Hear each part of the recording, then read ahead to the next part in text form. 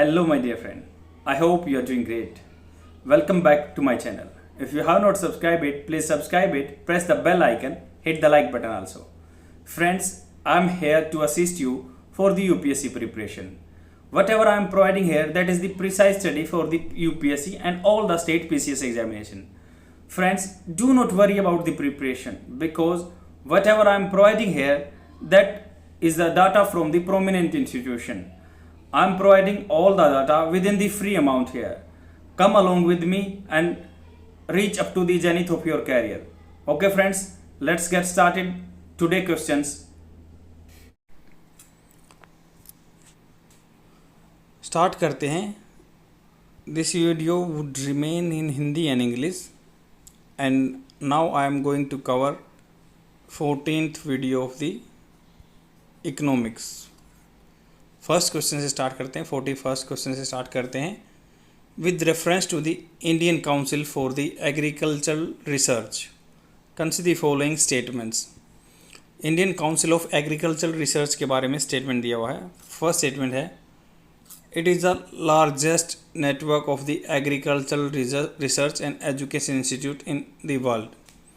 ये एक largest agricultural research institution है और एजुकेशन इंस्टीट्यूशन भी है. वर्ल्ड की बात की गई है, हमें ये ध्यान रखना है कि वर्ल्ड की बात की गई है. ICR, Indian council of agricultural research. Second है, it has developed a vaccine against bird flu. इन्होंने क्या वैक्सीन डेवलप की है अगेंस्ट बर्ड फ्लू के. कौन सा स्टेटमेंट करेक्ट है, आप अपना आंसर मार्क कीजिए. ए है फर्स्ट ओनली, बी है सेकंड ओनली, सी है फर्स्ट एंड सेकंड और डी है नाइदर वन नो टू. तो इसका करेक्ट आंसर सी है, मतलब दोनों आंसर करेक्ट हैं.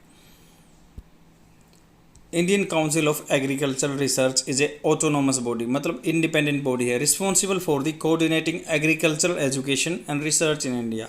यही रिस्पॉन्सिबल है कोऑर्डिनेटिंग एग्रीकल्चर जो एजुकेशन है उनमें कोऑर्डिनेट करना, सामंजस्य बनाना और रिसर्च करना. It reports to the department of agricultural research and education, ministry of agriculture के डिपार्टमेंट के अंदर यह रिपोर्ट करता है. फर्स्ट स्टेटमेंट करेक्ट है. It is the largest network of the agricultural research and education institute in the world.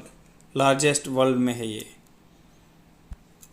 Second है, ICAR developed a vaccine against bird flu in 2016.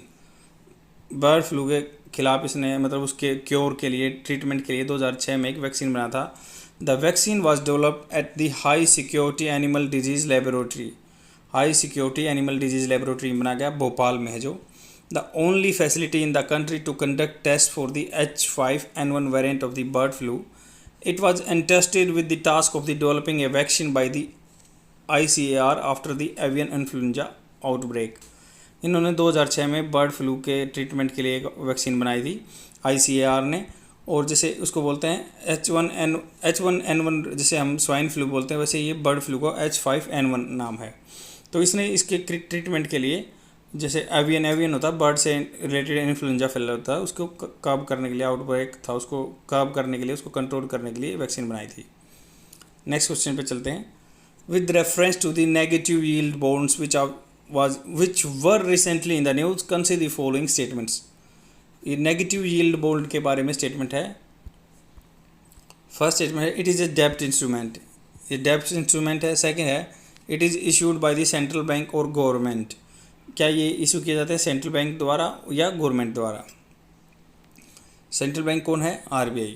There is an inverse relationship between the bond price and the its yield. तो इनका क्या opposite relation है. Bond का जो price रहेगा या उसकी यील्ड रहेगी, यील्ड मतलब उसका ब्याज कितना है. कौन सा स्टेटमेंट करेक्ट है, आप अपना आंसर मार्क कीजिए.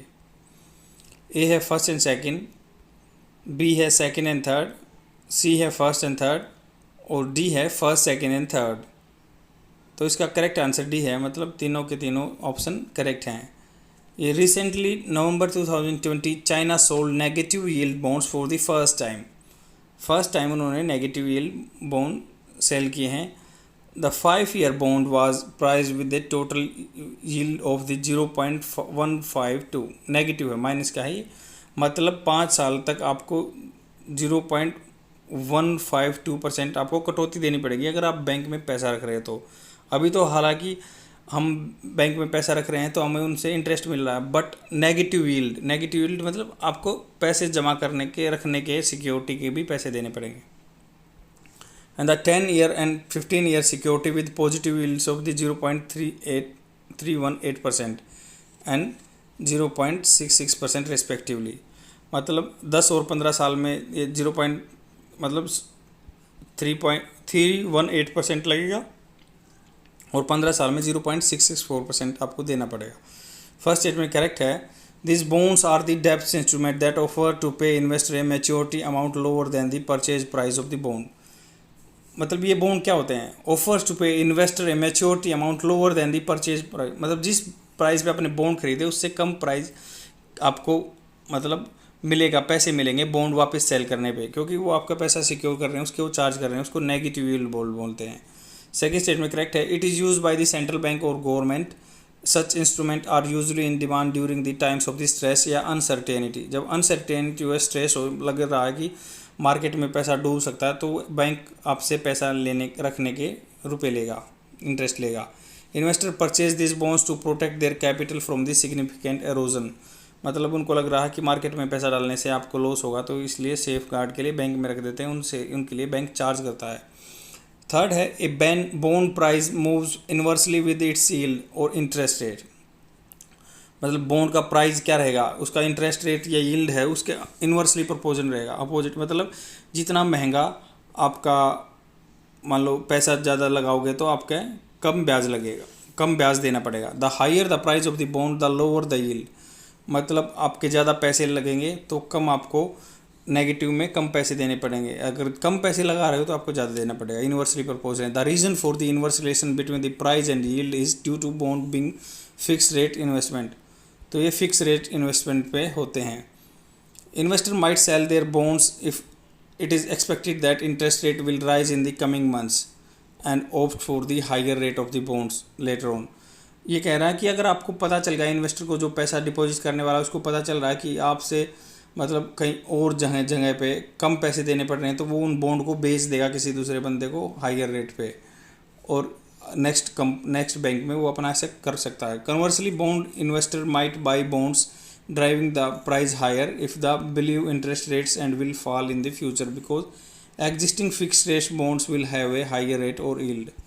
या अपने वो जो बॉन्ड को बेच सकता है जो एग्जिस्टिंग हैं वो ज़्यादा प्राइस दे रहे हैं, मतलब वो मार्केट पे डिसाइड कर सकता है बॉन्ड खरीदने से के बाद, तो इसलिए इन्वर्सली प्रपोजल रहता है। नेक्स्ट क्वेश्चन पे चलते हैं।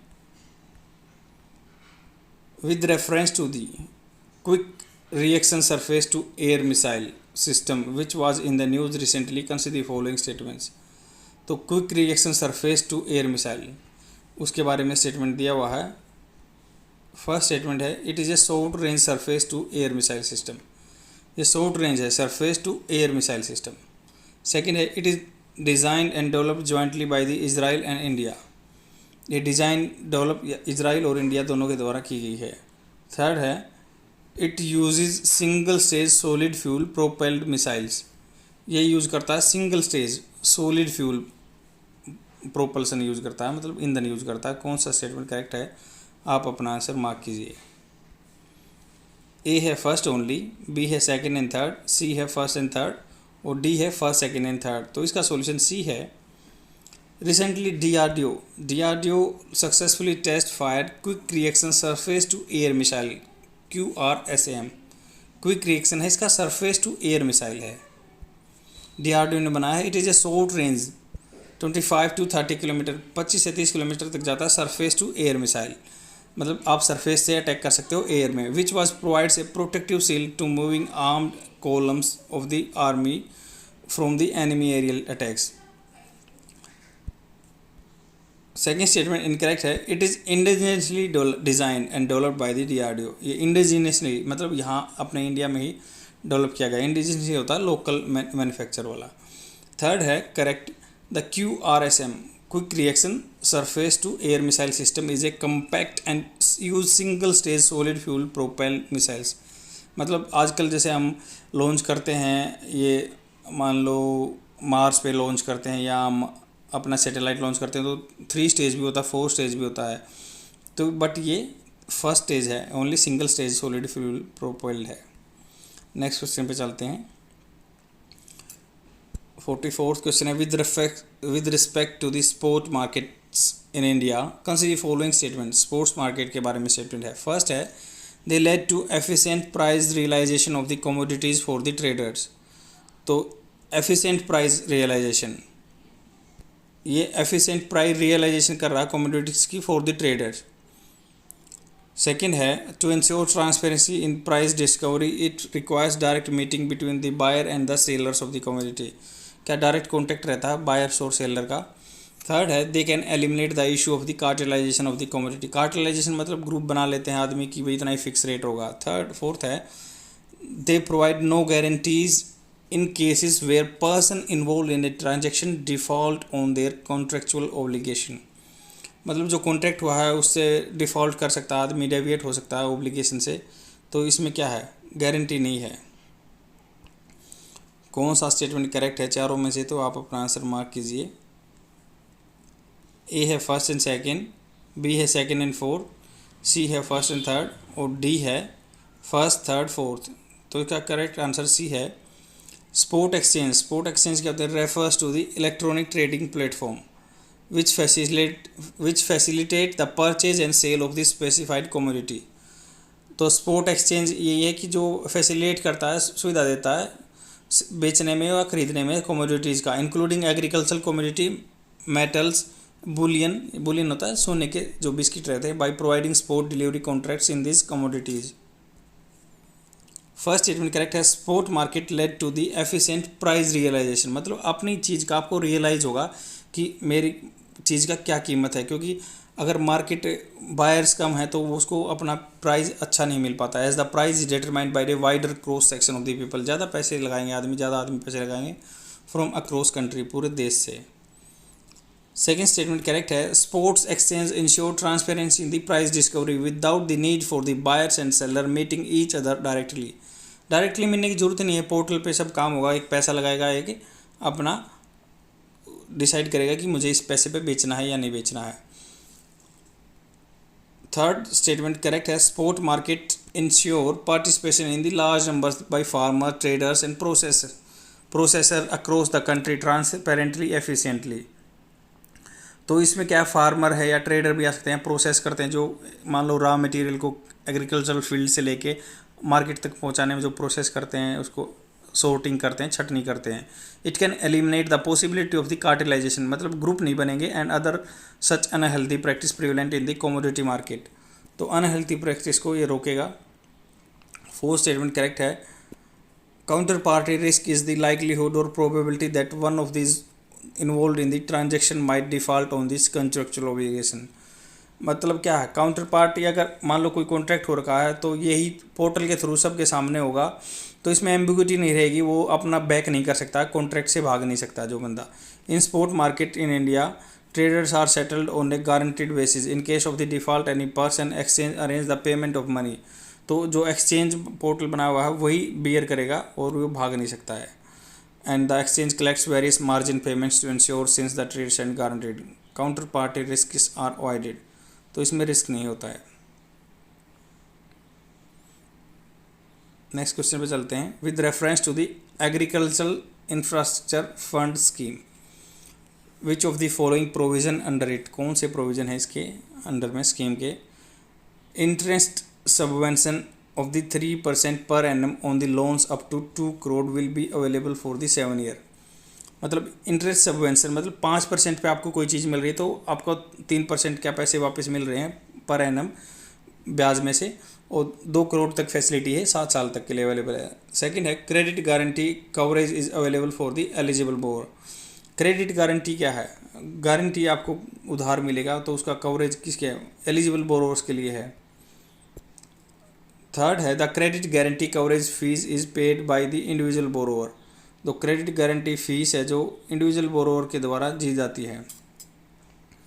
कौन सा स्टेटमेंट करेक्ट है, आप अपना आंसर मार्क कीजिए। ए है फर्स्ट एंड सेकंड, बी है सेकंड एंड थर्ड, सी है फर्स्ट एंड थर्ड और डी है फर्स्ट सेकंड एंड थर्ड। तो इसका सॉल्यूशन ए है। AIF agricultural infrastructure fund is a central sector scheme. Central sector scheme मैंने पहले भी बताया, सेक्टर जो पूरा खर्चा सेंटर ही बियर कर रहा है। Scheme under the ministry of agriculture and farmer welfare. This scheme will provide an impetus for the development of the farm gate and aggregation point.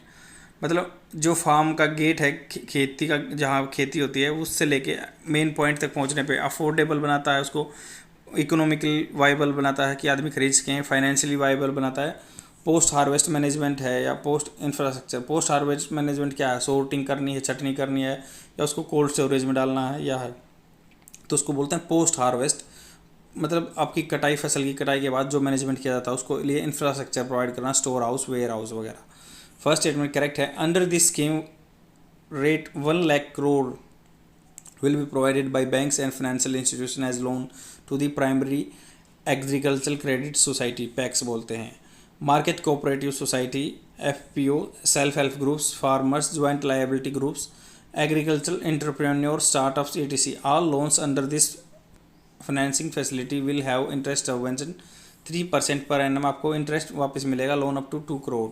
This subvention will be available for the maximum period of the 7 year, 7 साल तक available रहेगा। In case of the loans beyond 2 crore interest subvention is limited. मतलब 2 करोड़ से ऊपर ज़्यादा loan लेता है तो उसके ऊपर इंटरेस्ट सबवेंशन नहीं है।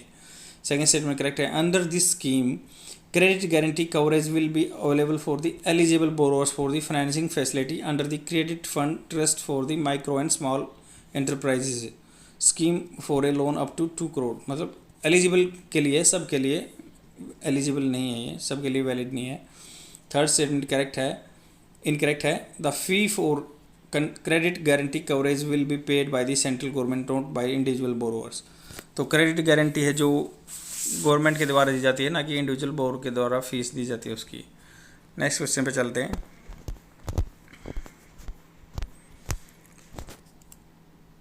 With reference to the Model Bilateral Investment Treaty 2016 of the India, consider the following statements।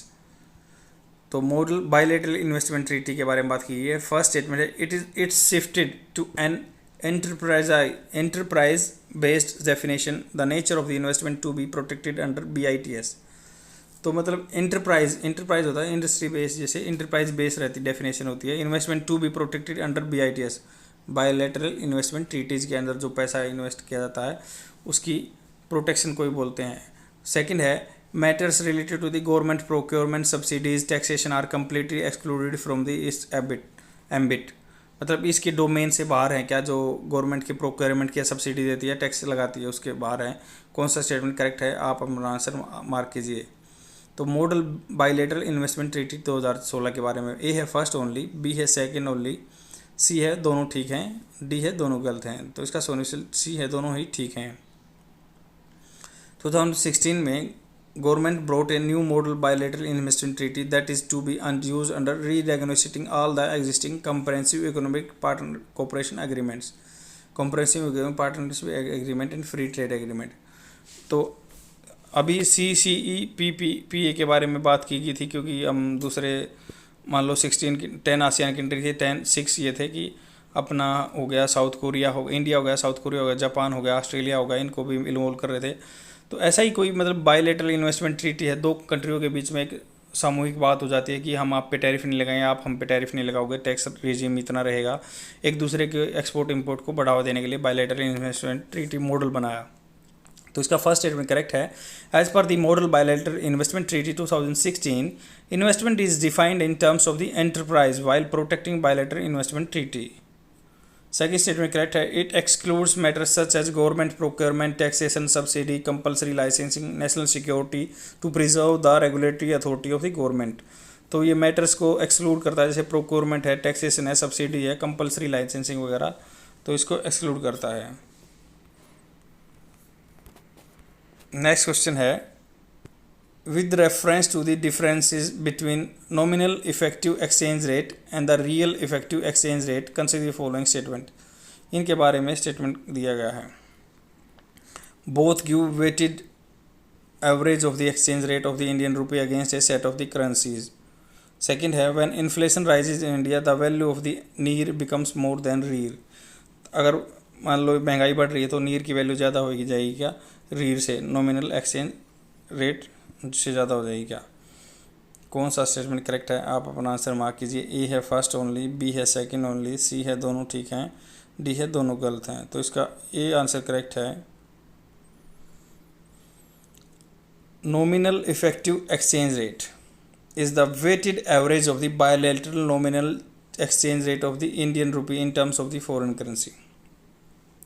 तो नॉमिनल इफेक्टिव एक्सचेंज रेट एक क्या है? वेटेड एवरेज है, एवरेज है of the bilateral nominal exchange rate of the Indian rupee in terms of the foreign currency.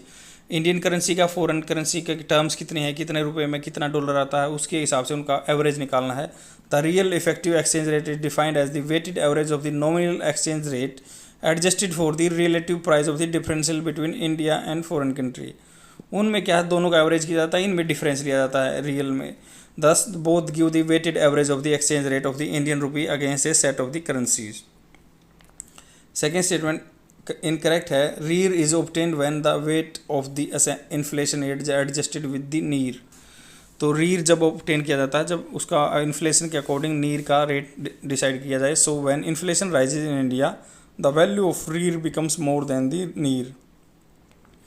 तो रीर की value ज़्यादा होती है नीर के कंपैरिजन में जब इन्फ्लेशन को काउंट किया जाता है।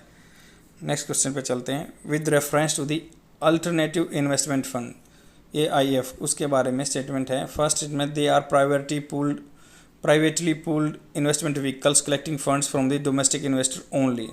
ओनली का हमें ध्यान रखना कि डोमेस्टिक इन्वेस्टर से ही पैसे लेते हैं, प्राइवेटली पूल्ड है। सेकंड है, they are regulated by the RBI के द्वारा रेगुलेट किए जाते हैं। कौन सा स्टेटमेंट करेक्ट है? आप अपना आंसर मार्क कीजिए।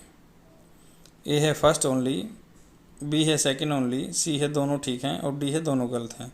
तो उसका डी आंसर करेक्ट है। According to the Securities and Exchange Board of India, या मतलब AIF alternative investment funds regulation 2012 के हैं, सेबी के रूल हैं जो। An alternative investment fund is any fund establish और incorporated in India which is privately pooled investment vehicles which collects funds from the sophisticated investor. मतलब कुछ investor पैसा इकट्ठा करते हैं, प्राइवेटली हैं, वेदर इंडियन और फॉरेन कोई भी हो सकता है। For investing it is accordance with the defined investment policy for the benefits of the investor. तो ऐसी पॉलिसी बनाई जाती है जैसे हम पैसे सबके प्राइवेटली ओन कर देते हैं, इंडियन हो या फॉरेनर हो। फर्स्ट स्टेटमेंट इनकरेक्ट है। They are privately pooled investment vehicle that collects funds from the investor whether Indian या foreign for investing it in accordance with the defined investment policy for the benefits of the investor. वही बात है कि इसमें private भी Indian भी आ सकते हैं, फॉरेन भी आ। सेकेंड स्टेटमेंट इनकरेक्ट है। They are regulated by the SEBI not RBI। ये सेबी के द्वारा रेगुलेट करते हैं। Are private funds that are otherwise not covered by the any other sectoral regulation in India. तो प्राइवेट हैं इसलिए RBI रेगुलेट नहीं करता है, ये सेबी रेगुलेट करता है। नेक्स्ट क्वेश्चन पे चलते हैं। Which of the following countries are the members of the Asia Pacific economic cooperation APEC? Russia है क्या, India, USA, Papua New Guinea या पेरू? कौन सा स्टेटमेंट करेक्ट है? आप अपना आंसर मार्क कीजिए। APEC के मेंबर कौन कौन से हैं? ए है फर्स्ट सेकंड थर्ड, बी है सेकंड फोर्थ फिफ्थ, सी है फर्स्ट फोर्थ फिफ्थ और डी है फर्स्ट थर्ड फोर्थ फिफ्थ। तो इसका डी आंसर करेक्ट है। Asia Pacific economic cooperation is a regional economic forum जो 1989 में आया था to leverage the growing interdependence Asia Pacific. Asia की पैसिफिक के साथ डिपेंडेंस रहती है। It aims to create greater prosperity in the for the people of the region by promoting balance inclusive and sustainable innovative secure growth by the accelerating regional economic integration. मतलब economic में integration लाना है। APEC 21 member economy are Australia, 21 member हैं APEC में। Australia, Brunei, Darussalam, Canada, Chile, people republic of China, Hong Kong China, Indonesia, Japan, republic of Korea, Malaysia, Mexico, New Zealand, Papua New Guinea, Peru. ये 21 country हैं APEC में। The Philippines भी है, the Russian Federation, Singapore, Chinese Taipei, Thailand है, USA है, Vietnam है। India is not a member of the Asia Pacific economic cooperation. India member नहीं है इसका। नेक्स्ट क्वेश्चन पे चलते हैं। Which of the following aided the land reform process in India? First है abolition of the land intermediatory, तो जो मान लो बीच में ज़मींदार होते थे उनको हटाना। सेकंड है digital India land resources modernisation programme. Third है ग्रीन रिवॉल्यूशन। कौन सा स्टेटमेंट करेक्ट है? आप अपना आंसर मार्क कीजिए। ए है फर्स्ट ओनली, बी है सेकंड एंड थर्ड, और सी है फर्स्ट एंड सेकंड, डी है फर्स्ट सेकंड थर्ड। तो इसका सी आंसर करेक्ट है, फर्स्ट और सेकंड करेक्ट है। The land reforms are the integral part of the scheme of the agricultural development and rural reconstruction. मतलब agriculture का development करना है, रूरल एरिया को रिकंस्ट्रक्ट करना, दोबारा से बनाना, since the independence in the country. It has following objective. एक तो रैशनल यूज ऑफ रिसोर्सेज है उनका रैशनल यूज करना है, एक तर्क संगति यूज करना है, raising production level, removal of the exploitation, social welfare, plan development, raising the standard of living. First statement correct है। One of the three objective of the land reforms in India was removal of the institution discrepancy of the agrarian structure. These institution discrepancy were the obstruction to the growth of the agricultural production. Intermediaries such as zamindar were one such discrepancy. Abolition of the land intermediary added the land reform process in India. तो जो जमींदार के बीच में मान लो रहते हैं, intermediary बिचौल के जो काम करते हैं बीच का, तो उनको रिफॉर्म करना, सुधार करना जमींदारी सिस्टम में। सेकेंड स्टेटमेंट करेक्ट है। Inconclusive land ownership, conclusive title मतलब नहीं है, इंक्लूसिव है, परमानेंट किसी के नाम पे रजिस्ट्री नहीं है, किसी डॉक्यूमेंट नहीं है ज़मीन का। Is a major road block to the growth in the agricultural production and productivity. मतलब यही एक रोड ब्लॉक है, क्योंकि अब कन्फर्मिटी में रहते नहीं है कि किसकी ज़मीन है, किसके नाम है। हम आज हमारे पुश्तैनों के नाम थी, वो किसी और के नाम भी मिल सकती है। Has digital India land records modernisation programme, मतलब जो लैंड रिकॉर्ड्स हैं उनको डिजिटलाइज करना, being run as a central scheme aiming moves towards the conclusive land title. It is important step in the land reforms process in India. अब government बहुत बार बोल रही है कि हमें कंक्लूजिंग टाइटल बोलनी है, कि एक बंदे का नाम रजिस्टर हो गया तो उसी में वहीं आपका डिस्ट्रिक्ट लेवल पे एक ऑफिसर होगा, वही डिसाइड करेगा कि ये नाम उसकी ही ज़मीन है, कोई चेंज नहीं हुआ। थर्ड स्टेटमेंट करेक्ट है। Green revolution led to the marginalisation of the land reform process in India. तो ग्रीन रिवोल्यूशन क्या करता है, मार्जिनलाइज करता है लैंड रिफॉर्म्स को। Land reforms intend to redistribute the land. Land reforms का क्या काम होता है कि रीडिस्ट्रीब्यूट करना, जमींदार जिनके पास ज़्यादा ज़मीन उनसे लेके दूसरे बंदों में बांटना, अमोंग द लैंडलेस मासेस जिसके पास ज़मीन है। But the green revolution was more suitable for the bigger and economic land holding. Green revolution में बहुत सारे फर्टिलाइजर यूज किए जाते हैं, अच्छी फसल पैदा की जाती है, ये तो लैंड रिफॉर्म्स के अपोजिट में है। ये आपका हिंदी में आंसर प्रोवाइड किया हुआ है।